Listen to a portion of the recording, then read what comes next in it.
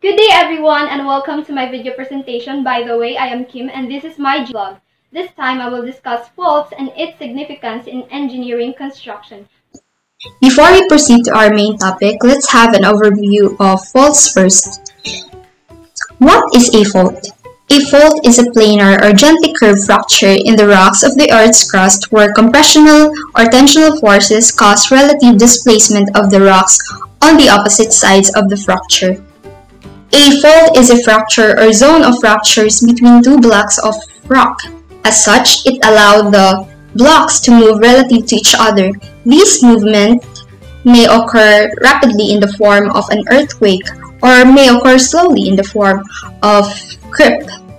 By the way, faults are of different types, namely normal, the thrust or reverse, and lastly the strike-slip faults. So this is the first type, the normal fault.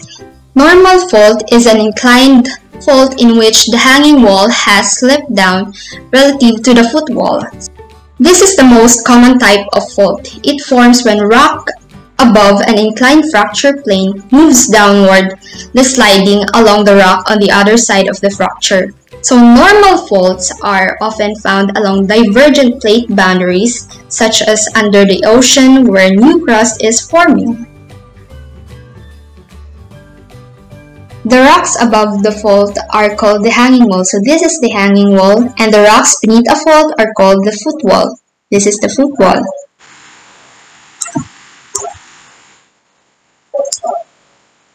The second type is the thrust or reverse fault. So reverse fault is a geological fault in which the hanging wall appears to have been pushed up along the footwall. So this type of fault is literally the reverse of a normal fault. The third one is the strike-slip fault. A strike-slip fault is a vertical or nearly vertical fractures where the blocks have mostly moved horizontally. This kind of fault has a fault motion caused by shearing forces. And this fault are of two classifications.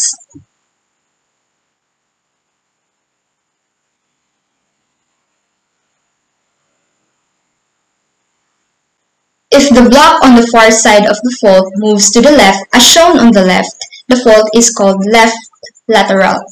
If the block on the far side moves to the right, the fault is called right lateral.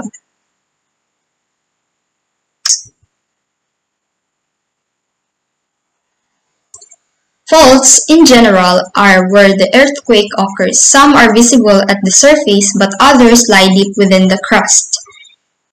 And that's the quick overview of faults.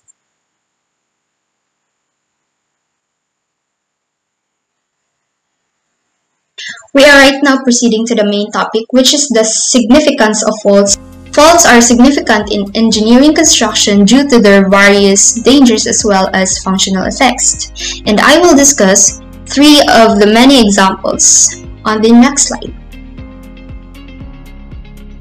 Number 1. Faults and other geologic structures help us to make geologic maps, which we use to infer underground structures where we can see the rocks and to help us to understand the formation of geologic resources to locate and manage them.